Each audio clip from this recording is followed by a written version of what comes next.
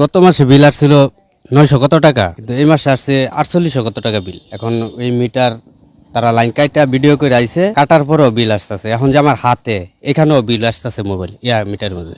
তারা বলতেছে এটা টেস্টিং করব, টেস্টিং করে দেখা বিল যদি মিটার নষ্ট থাকে তাইলে কমাইবো। এই কারণে আমি সকালতে আইসা এই পর্যন্ত বসে রয়েছি। এই অভিযোগ কেন্দ্রের মধ্যে দেওয়ার পরে ওনারা বলতেছে ওনাদের লুক শট বর্মি থেকে পাঠাইছে শ্রীপুর সকালতে বসে রয়েছি। আমি আইসি আপনার আমার বিল আরেক কাগজ উড়াই দিছে, মানে ওই বিল পরিশোধ করতেছে, মানে আমার সংযোগ দিতেছে না। আমার মিটারের বিলের জন্য আমার বিল আমার ছোট ভাইয়ের কাগজ উড়াই দিছে।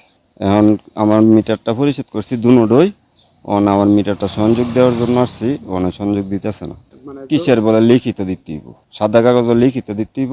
আমি তো বাড়ির মধ্যে কাজকর্ম ফালায় থুয়ে গরু বছর ফালায় থুয়ে বাড়িতে থাকলে আমার সেলাই মেশিনে কাজ করি, সবাই জানে আমি ব্যবসা করি, বস্তার ব্যবসা করি।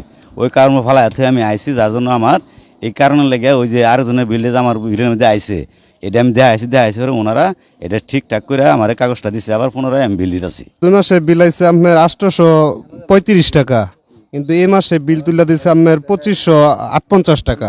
তো এত টাকা বিল আমি কিভাবে দিব? আমার তো যে আরো আগের কাগজ আছে, আরো আছে আগের এটি মিলে এত দিয়ে বিল এটার মধ্যে অনেক বেশি।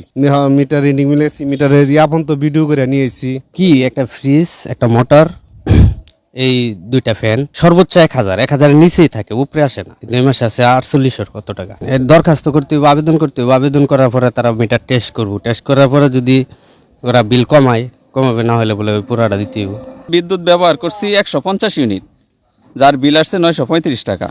বিবিত নামের এক কলামে বিল লেখছে 1549 টাকা। এটা কোত্থেকে আসছে এটা তো আমি জানি না। হ্যাঁ, আমি যা ব্যবহার করছি আমি তাই বিল দিচ্ছি এবং আমার কোনো বকেয়া নাই। এখন বিবিত নামে কিভাবে বিল করলো এটা আমার জানার বিষয় এবং এটা কর্তন করতে হবে।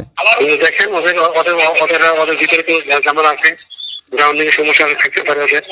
আর বলতে তুমি অরেঞ্জ চুক্তি থাকতে পারে। যখন কোনো মানে ওনার বাবার নামে কিংবা আমার ফ্যামিলির নামে যদি থাকে, বা যদি প্রক্রিয়া গুলো থাকে, তাহলে আমরা গভর্নমেন্ট থেকে আমাদেরকে বলে দিচ্ছি যে এগুলো তুলে দেওয়ার জন্য। এইটা কতটুকু আদায় করতে হবে, এই নিয়ে আদায় করতে হবে আমাদের। এইটা কতটুকু যৌক্তিক যে আমার চাচা যেটা বিল ব্যবহার করলো সেটার বিল আমার মানে আপনার আপন জন ছাড়া আমরা করি।